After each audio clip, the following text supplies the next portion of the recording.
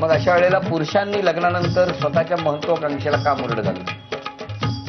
घालावी, पण महत्वाकांक्षा पुरुषांच्या ह्या अशासाठी असतात की त्याच्यामध्ये दोन्ही उद्देश असतो. एक स्वतःचं करिअर असतं आणि त्याबरोबरच आपल्या म्हणजे नववधूने किंवा सुनेने महत्वाकांक्षेला मुरड घालायची नाही. मुरड घालू नये, पण ती अशी पण असू नये की ज्याच्यामुळे मग त्याला महत्वाकांक्षा कसं म्हणतील?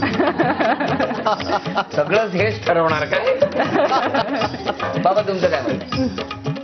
म्हणजे सुरुवातीच्या काळामध्ये लग्न झाल्यावर काही दिवस महत्वाकांक्षा बाजूला ठेवावी आणि आपली मुलं जेव्हा थोडीशी मोठी होती. पण ते पुरुषांनी का नाही करायचं असं? कारण पुरुषाला हा संसार चालवावा लागतो. पण ती जबाबदारी बाई घ्यायला तयार असेल तर नाही, मग ते घर पण राहत नाही ना. असं काय कोणी सांगितलं? नाही, कारण हा सोयीने घेतलेला निर्णय. बाई सुद्धा तेवढीच सक्षम आहे, no doubt.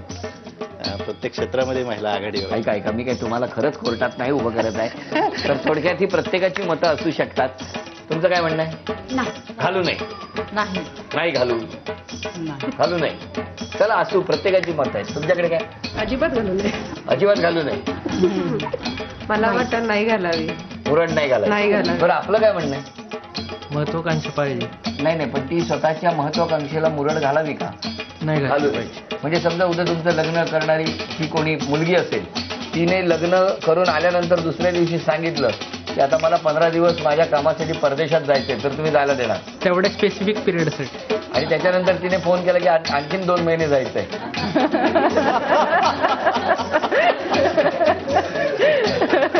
That's all my Lord.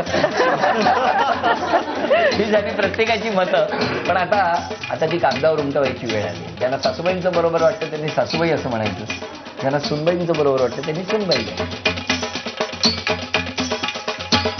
सगळ्यांची मतं या बाउलमध्ये आलेली आहेत.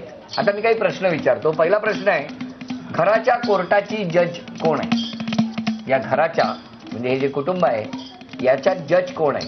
सासूबाई. हा गुण सासूबाईंना मिळाला. तुम्हाला जज व्हायला वेळ आहे. सध्या तुम्ही सासूबाईंना जज करा.